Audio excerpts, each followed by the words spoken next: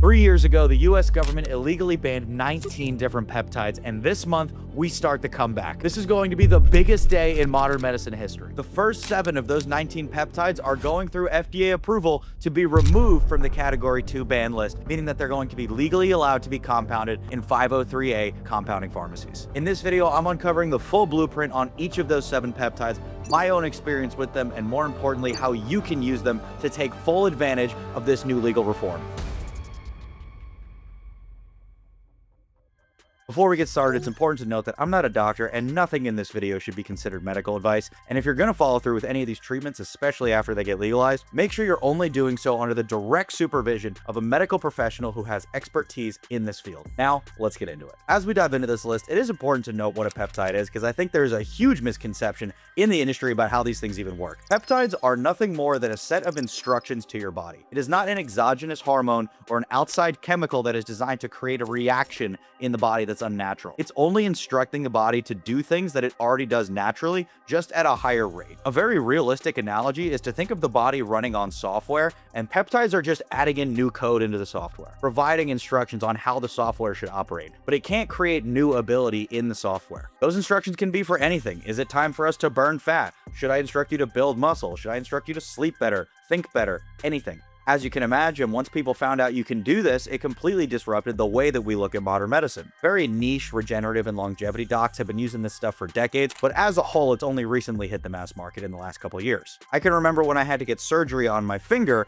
I ended up using BPC and TB500 back in early 2024. The doctors were mind blown when my injury was healed in a matter of 3 weeks instead of the 3 months before I could pick up a dumbbell again that they quoted me. Most doctors had never heard of it because most things in this regenerative space stay underground until there's money to be made. That's when the general docs start hearing about it, when Big Pharma wants to get their hands on it. This is exactly what got them banned in 2023 because Big Pharma realized how much money they were losing in all of their other industries just because of the existence of peptides. All of a sudden, people were healing super quickly from injury. They didn't need lifelong medications. They didn't need Adderall. They didn't need Vyvanse. They didn't need things to fall asleep. Everybody was healthy. That's not good for profits. But what's the first thing they do? Of course, they're going to blanket ban every single peptide out there because no one should have access to health unless Big Pharma is getting a cut, right? Well, for the first time in a few years, we're finally fighting back, and on July 23rd and July 24th, Federal Drug Administration is about to hold an open hearing that is going to decide whether or not 7 of those 19 banned peptides are going to make a comeback and be legally allowed to be compounded in 503A pharmacies and be prescribed. I can't even put into words how big of a day this is going to be for the medical industry because however they decide on this is going to ultimately tell us whether or not Big Pharma holds our country by the cojones. Let's start with the first peptide that's getting decided on July 23rd, BPC-157. This one is ultimately, in my opinion, the biggest reason that peptides got banned in the first place because it had the biggest impact on the pharmaceutical industry. BPC-157 is a branch chain of 15 amino acids that are already in the body that are essentially composed of human stomach juice. Its primary job is to aggressively turn on a signal in your body called VEGF, otherwise known as vascular endothelial growth factor. You can think of VEGF as a megaphone in your body that screams, "Build new blood vessels wherever I'm yelling." Those new blood vessels carry oxygen, vitamins, nutrients to rebuild and repair any damage in those affected areas. And it works fast. My own experience with this, as I mentioned, is it cut down my recovery time by more than 80% for a major surgery I had, not to mention the countless times I've used it anytime I hurt myself in the gym, tweak a chest, a shoulder, a bicep, a tricep. Anything is no longer taking me out for weeks at a time. It's a matter of a few days. Now, this isn't just a free pass to go train irresponsibly, but it certainly does make it easier to recover. In my opinion, the area where BPC-157 is the most threatening to the pharmaceutical industry is for its ability to treat ulcerative colitis, which just so happens to be the only treatment that it's going to be potentially approved for. This is how they're going to decide if the treatment is safe or not, specifically on ulcerative colitis. If you don't know about this condition, it is a horrific thing to happen to the human body where your internal immune system starts eating itself. Things like attacking our large intestines, creating internal bleeding, specifically creating painful sores in the gut lining. And traditional medicine has a massive multi-billion-dollar industry specifically around this treatment that costs users anywhere from up to $50,000 per year just to maintain. And you have to do it for life. BPC-157 naturally actually triggers the gut to stitch up those holes in the lining. So when we look at who's in control of these peptides and how they're going to get approved, if I was a big pharmaceutical company making shit tons of money on people for a treatment that they're going to have to be on forever, and now there's this little vial that's going to solve that problem for less than 1% of the cost, I'm probably not that incentivized to get that drug approved. Now my lifetime customer base has evaporated. We can only hope for the best come July 23rd, and the second one that's on the docket is BPC 157's hot stepsister TB500. This is a synthetic version of a natural protein in our body called thymosin beta 4. In deep scientific terms, this is known as an actin sequestering molecule. Actin is the structural protein that our cells use as a bit of a skeleton so that they can crawl around. Sounds gross, but it's how your body transports those building blocks that it needs from place to place. TB500 hijacks these cells and directs them solely to the place of inflammation, injury, or any sort of damage. That's why it becomes so effective when it comes time for torn ligaments, muscular protocols, soft tissue, anything that requires cellular rehabilitation. If BPC 157 is the building blocks, TB500 is the highway that the building blocks go on to get where they need to go. The difference is, without the TB500, there's no highway. They're taking the back roads. The TB500 gets everything where it needs to go in a fraction of the time. Without things like TB500, torn ligaments and muscle groups typically heal with things like scar tissue that make it really easy for those ligaments to get re-injured, which is where this recurring model comes back into play, where you're going to have the same problem over and over and over again. This is what creates forever customers when it comes to painkillers, NSAIDs, anything pain management. TB500 threatens the entire framework of the surgical industrial complex. Again, if I'm a big insurance company and I've got my hands in the FDA, do I want this thing in the market that is going to drastically cut into my profit? Hopefully RFK pulls us through this one. We'll see. Next on the list is what I believe is the most slept on peptide in this entire list, and that is KPV. KPV is the ultimate anti-inflammatory. This one's a super focused 3-chain amino acid that hits the brakes on the NF-κB. Think of NF-κB as the nuclear switch. It's inside every one of our cells, and when it's on, it means blast inflammation. This is going to create swelling, pain all across your tissues. It's an ugly scenario. Most people don't realize that nearly all chronic illness in the United States starts as a form of systemic or acute inflammation. This is an area especially where the wrong diet and the poison that's in our food and water causes this direct inflammation, and it's why the American people are so sick versus you could go to places like Europe and eat things like pasta and pizza and whatever food they tell us makes us fat. Meanwhile, all these guys are in great shape and live into their hundreds. KPV is like a high-tech precision fire extinguisher. It turns off that inflammation signal so that we are not constantly hyperinflamed. A lot of the problems people have, they don't realize comes from things like inflammation. Even things like hormone imbalance can come from an inflamed pituitary, not to mention every single one of our organs that each have their own respective problems. Boom. Now look, you guys know I give away all the protocols, all the deep dives, all the medical information I learn. I give it away completely for free because I truly believe everybody should have access to this type of information. I don't sell you guys a course or make you pay for any private PDFs. I just give all this away. But look, if any of you guys are serious about diving into an optimization protocol, you hear me say all the time, it is important that you do this only under direct supervision of a specialist in this field, and that's exactly why I created Overtime Men's Health.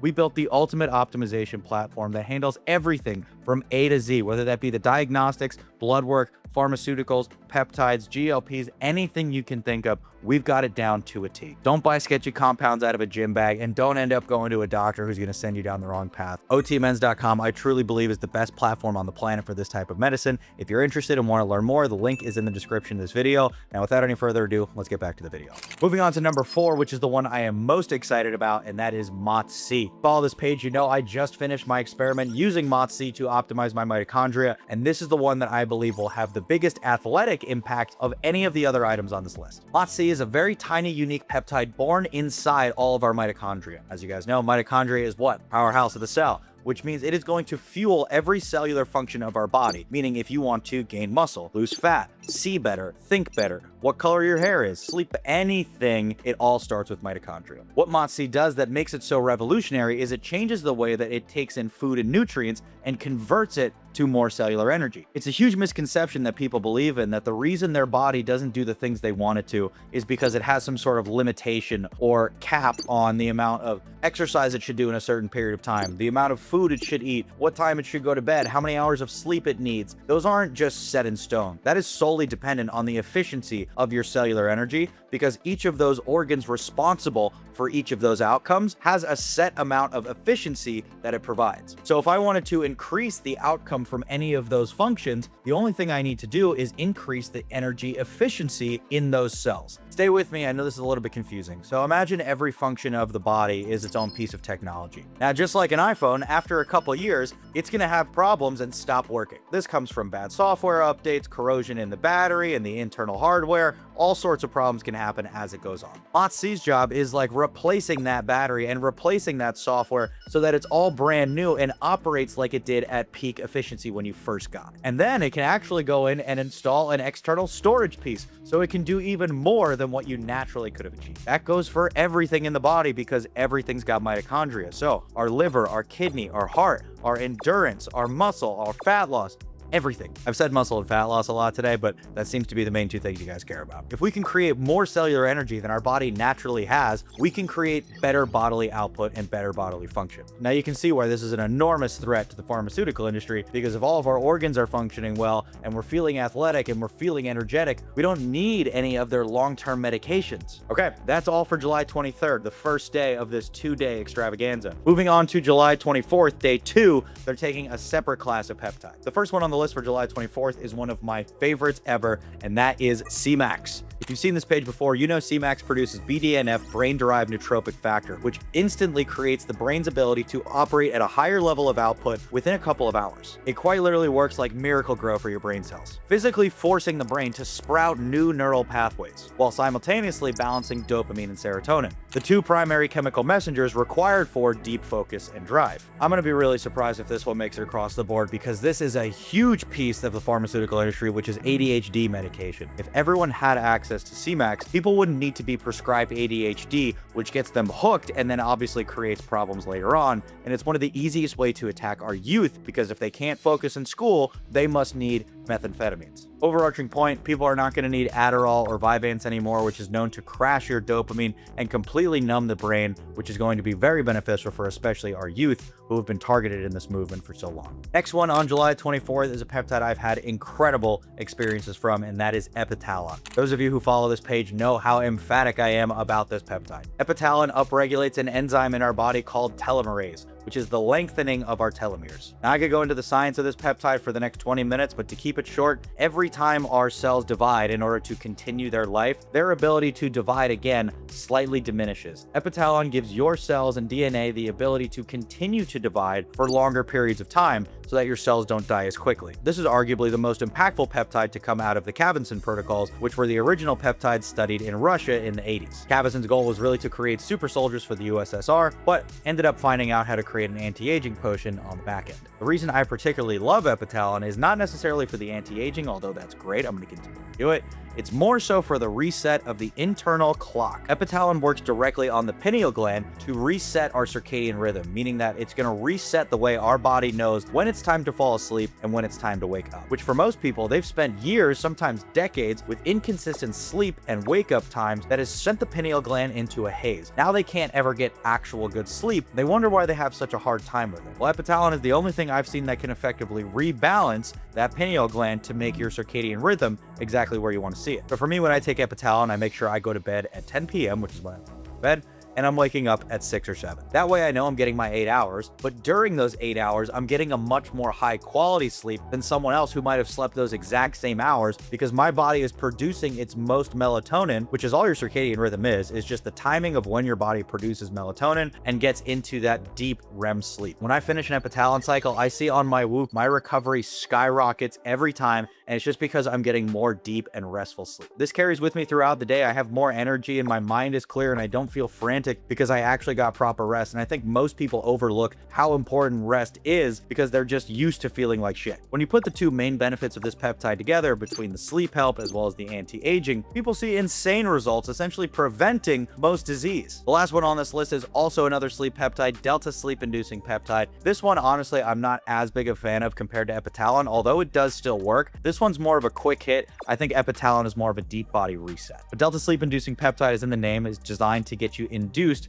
into that delta wave sleep. It essentially acts as a dimmer on an overactive brain. So if you're someone like me and you work a lot and you have all these ideas racing through your brain at all times, you need something to kind of just take the edge off. DSIP is going to be the first option that's going to be potentially legalized. Honestly, my preference for this actually is Semax, but that unfortunately is not on our list just yet. I don't think Big Pharma is ready to give up anti-anxiety medication. That seems to be a big one for them. So we'll see if Semax gets one anytime soon. Although these are just the first 7 of the 19 that got banned originally, this is a huge first step for the peptide industry as well as modern medicine, because if we can get these across the line and approved, this is ultimately going to solve one of the biggest problems in the modern health industry, and that's that people are sourcing peptides from completely random places that they have no idea where they're coming from, and their argument is that they got to save an extra $100. To me, that is the worst way to go about medicine. I would rather take no chances on what I'm putting in my body, especially if I'm injecting it and I have no idea where it comes from. There are countless stories of people having insane bodily reactions from unknown chemicals and poor sterility, and a COA doesn't really do much justice when it comes to that. So at the end of the day, everyone's free to choose whatever path they want, but I'm really excited for pharmaceutical grade peptides because they do have to go through a higher level of rigorous testing,